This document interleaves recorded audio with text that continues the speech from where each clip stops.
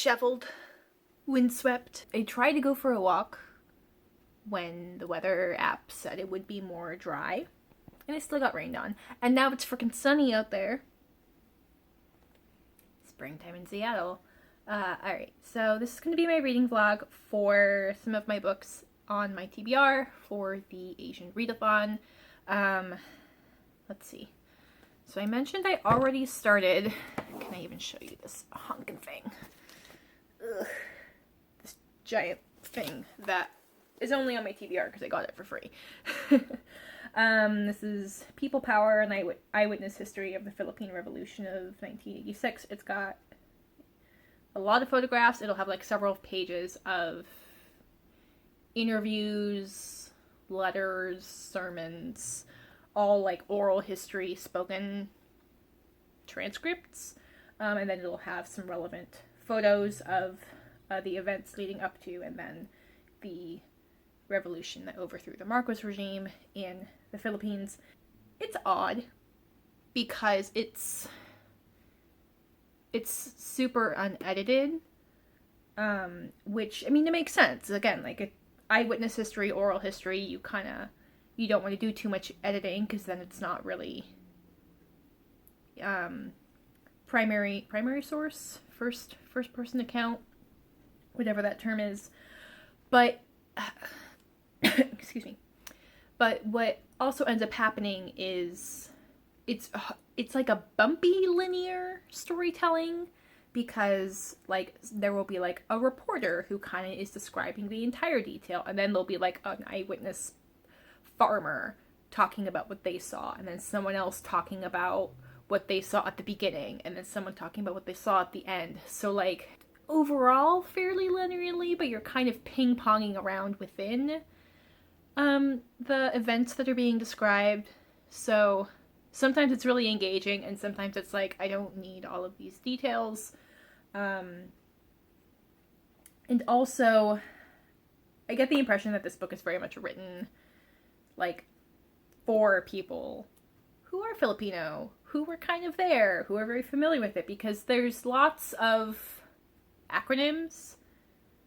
Is that what it is? Where it's the first letter of everything. There's lots of acronyms that maybe when you're first introduced to them, you'll see what the whole thing spells out, but they just refer to all of these acronyms, and I'm like, is that a political party? Is that a corporation? Is that a building? Is that and then they'll also like refer to these other names where I'm like, again, like, is that a company? Is that a city? Is that a province? I don't have any frame of reference. Sorry, my tongue is red.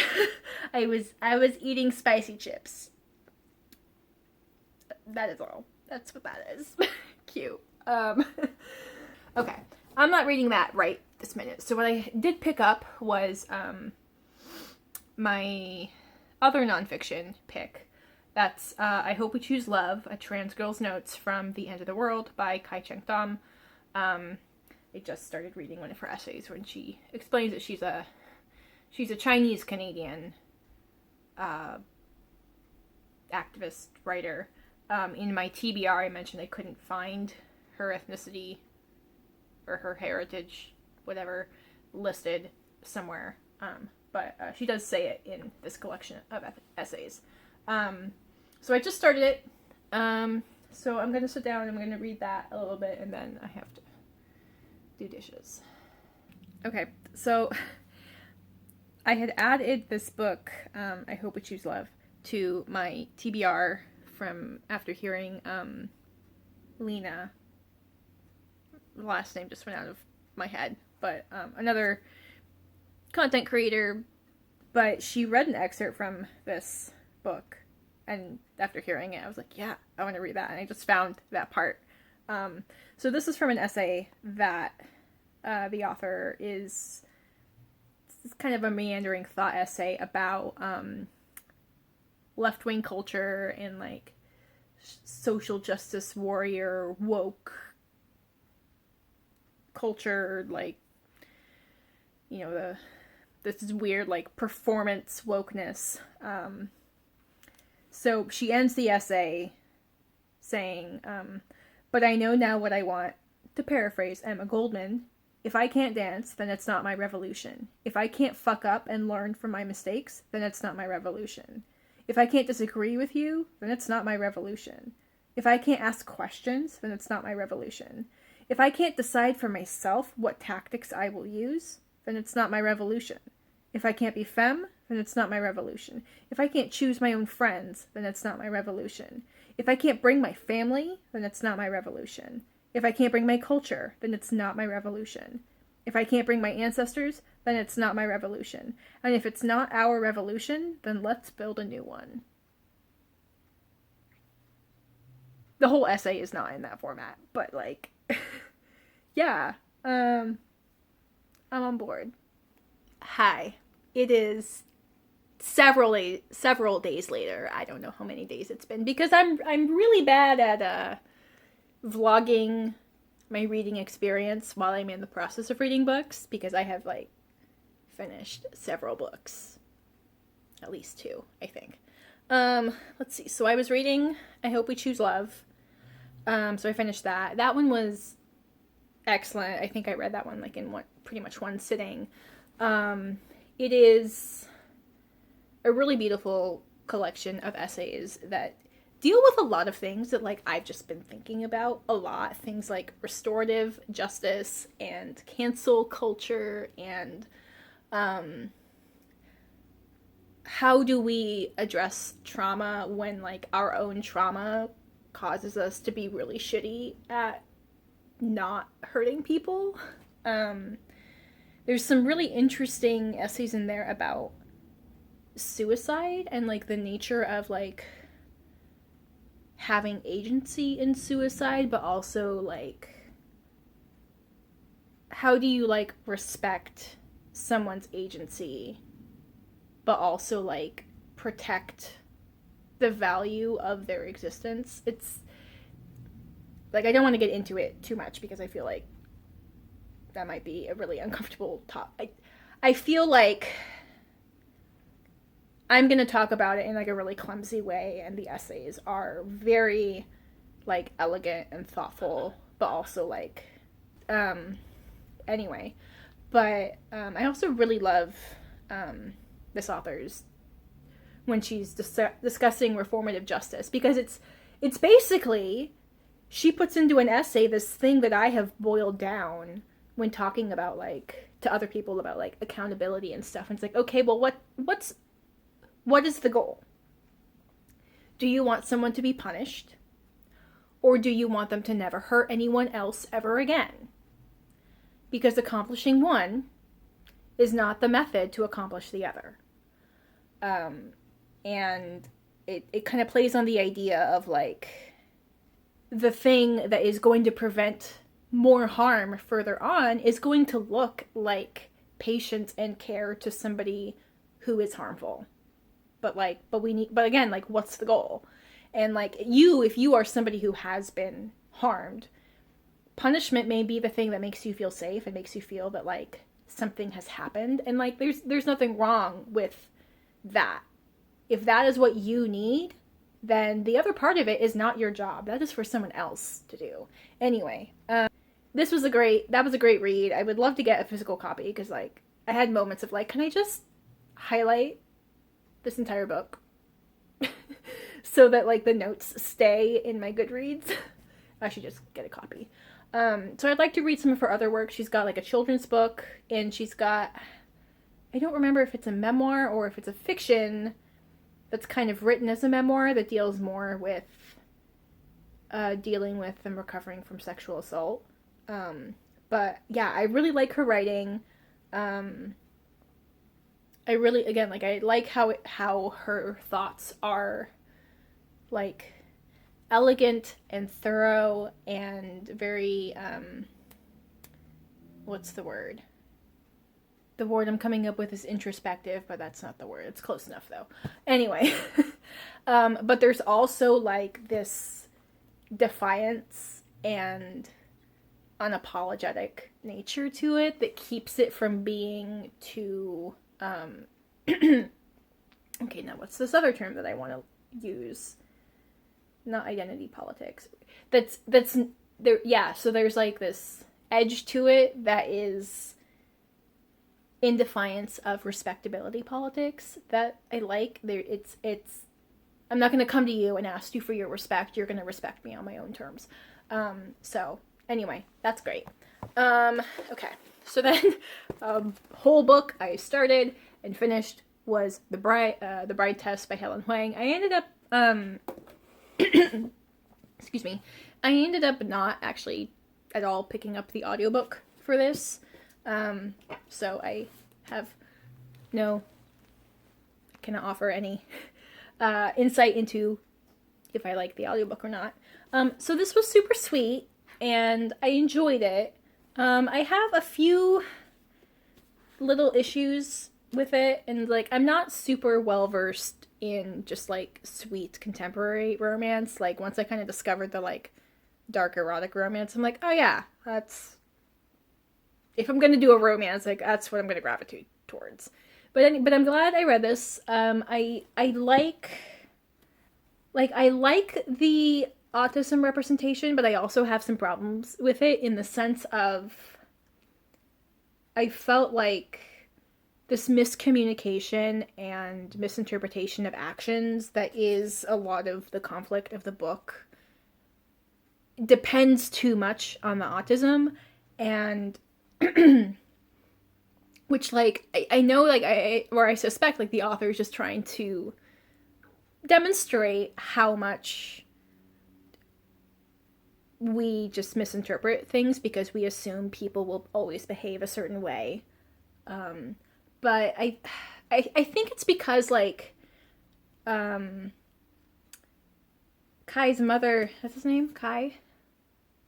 Yeah, Kai, his mother says pretty early on to Esme, like, you need to be direct with him. If you want him to talk to you, you have to say, I want you to talk to me.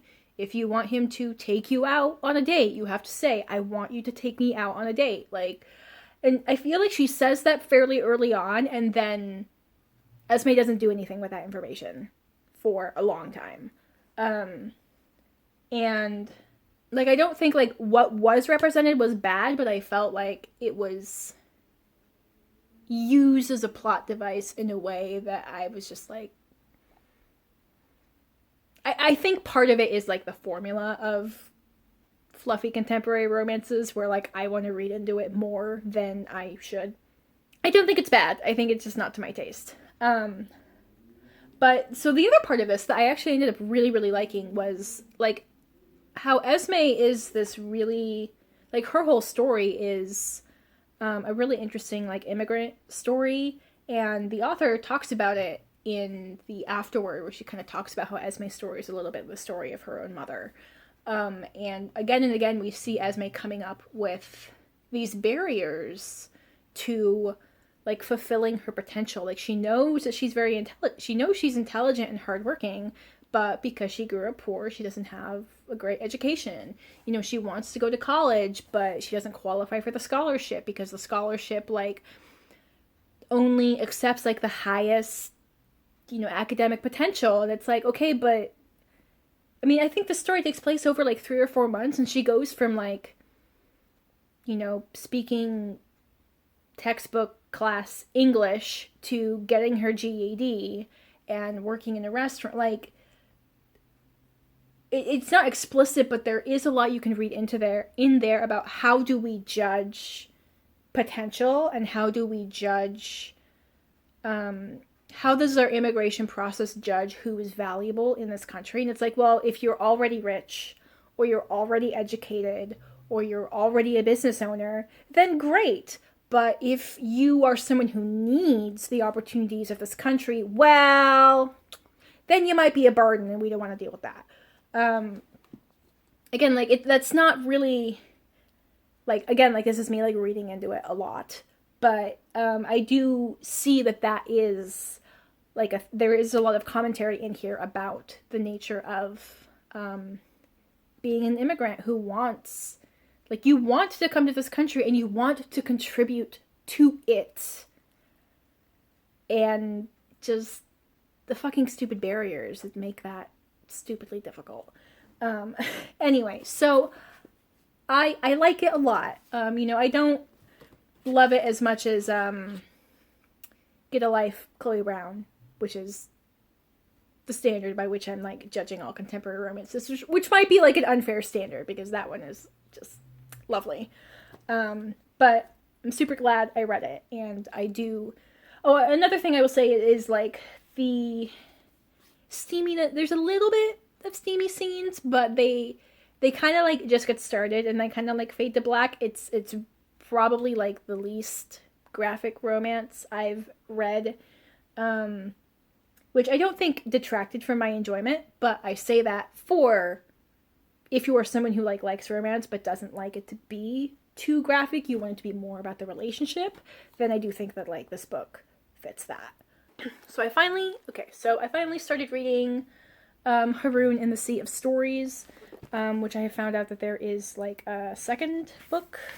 It's like part of a duology, which I didn't look too close if it's like a direct sequel or if it's a companion.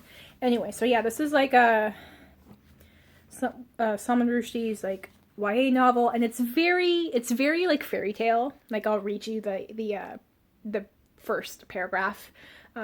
There was once in the country of Aleph Bay a sad city, the saddest of cities, a city so ruinously sad that it had forgotten its name.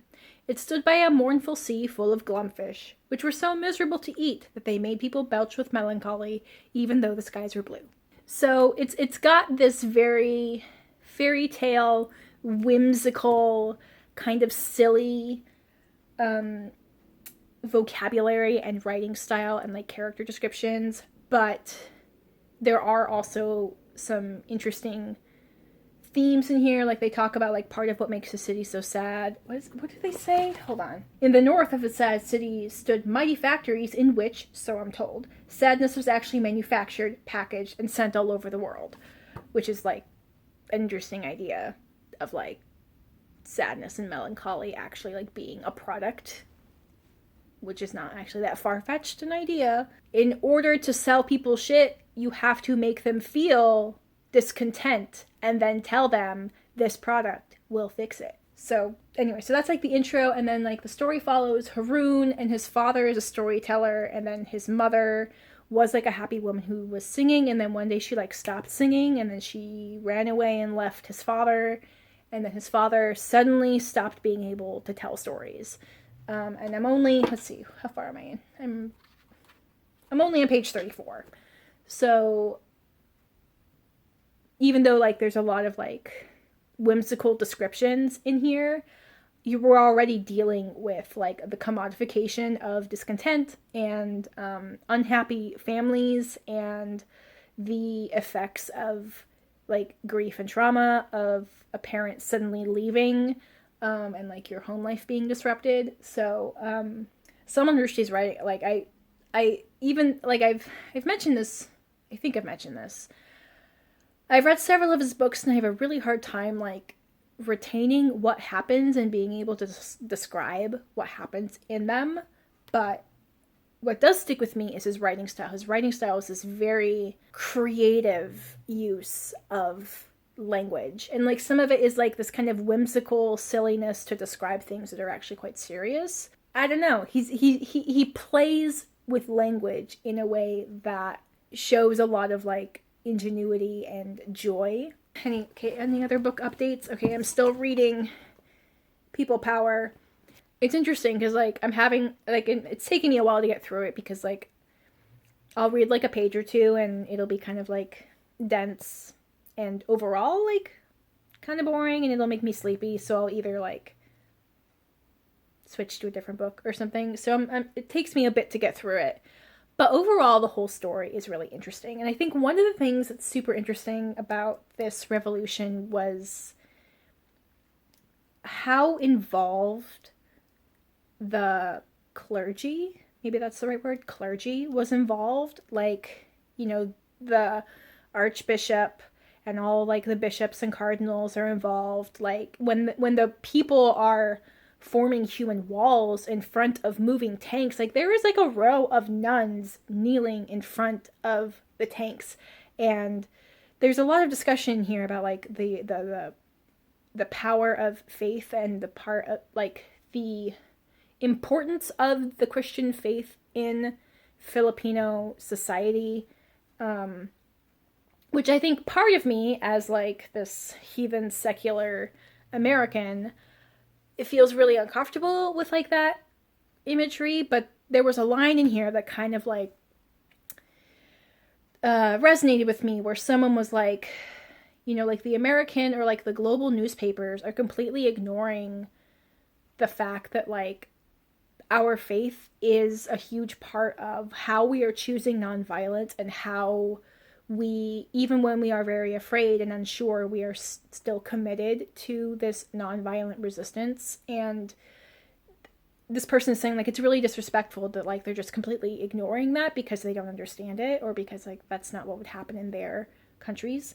Anyway, but then like I had this thought of like, I think I have like a sense of envy with the social justice presence of the clergy people. I don't know if clergy is the right word to encompass like all of the, like the monks and the nuns and everyone, but that's the word I'm going to use because I'm in the middle of talking. But I just think about like the issues going on in our own country, and how the evangelical Christians have aligned themselves with a lot of really harmful policies. And I know, like through people in my life, that there are, you know, non-conservative Christians who are doing a lot of really good work, but they're also like kind of quiet and staying out of the limelight. And I'm like, I just have this thought of like, okay, well, what if there was like a line of nuns in front of Black Lives Matter protesters, between them and the police? Like, what the fuck would that have done? Would it have done anything? Like, you know, we claim to not be a officially Christian country, but we know that that's where a lot of power in this country lies. So, anyway, reading about this, you know, again, like the clergy's direct, visible involvement in the Philippine Revolution just makes me, like, the contrast with what I witness here is really interesting. Okay, that's my update. I'm getting my second vaccine dose today, so we'll see what kind of symptoms I experience over the next couple days, if I'm kind of like couch ridden or if I feel fine. It's interesting because like I think with both my parents and my partner's parents, one of them felt fine and the other one was like out of it. I'll try and check up with y'all later. Hopefully before I completely finish like another 2 books, but I mean, we'll see. It'll be what it is. It's been another couple of days. I finished People Power, which, like, I still continue to have the same issues of, like, I feel like it's great if you want that first-person account, nitty-gritty, on-the-ground, detailed telling of this historical event, but because I'm not really super familiar with the whole context, I was like, I needed more. There was a like one account at the very, very end that said something interesting. Like they had mentioned like something about like the Reagan administration, the American Reagan administration periodically in there, but at the end they said something that sounded like the Reagan administration was in support of the Marcos regime and was like actually trying to like help them with the elections, but they were trying to like, of course, like be super secret about it. But then at the end, with the overthrow of the Marcos regime, then the Americans were like trying to take like partial credit for helping that transition, and I'm like, I just need more context. I need more context. So I read it. It's off my shelf. And then I've been kind of like in a bit of a reading slump, I picked up a couple of steamy romance novels, which is kind of when I want to read, but I don't want to have to think too much about my reading, and I know I want to enjoy it no matter what. I'll pick up some steamy romance novels, and I'll talk about those in my monthly wrap-up. And then I finally picked up, or like my library loan came available for Dragon Pearl, which was, I think, one of my hopefuls on my Asian Readathon TBR. And I started reading it. I'm about a third of the way into it. It's definitely like won me over. I think I struggle to love middle grade as much as I think some people do, because I can appreciate, okay, it's written for a younger audience, you know, the plot needs to not be so complicated, things just kind of need to happen, but I feel like I struggle to get pulled into the story when there's not as much in-depth world building and like character development and different facets of the story. But this one, it has won me over. I'm really enjoying it. I'm really enjoying the creative and like seamless integration of Korean mythology. Our character is like this age-appropriate blend of impulsive but also like clever, and she's got like a very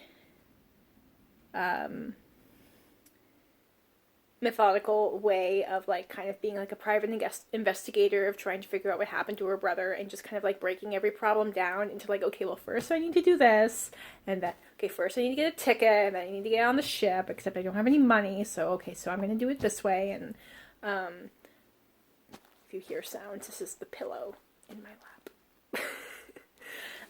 Anyway, yeah, I'm really enjoying it. Probably check in when I finish that book. I'm still hoping that I will get to The Kitchen God's Wife this month. I was really hoping the audiobook would come in, but it's been stuck at like 4 weeks waitlist since I put it on my library hold like 3 weeks ago, so it might not come through this month. I might attempt to like actually start reading it anyway, but like, we'll see. I just got back from a very long walk, and it was a good walk, but I forgot to bring water, so I am extra tired. But I timed my walk perfectly because it just started raining again now that I got home. So I'm just gonna resume reading Dragon Pearl, which I'm quite enjoying. I think I'm at like 65% or something. I might finish it today. If not today, I'll definitely finish it by tomorrow. I need to remember to hush my phone when I film. I think in my last update, I forgot to mention that I had finished Haroon and the Sea of Stories, and that was so much fun. To just try and like summarize describing what it feels like. It feels like Alice in Wonderland meets Abarat and Little Nemo.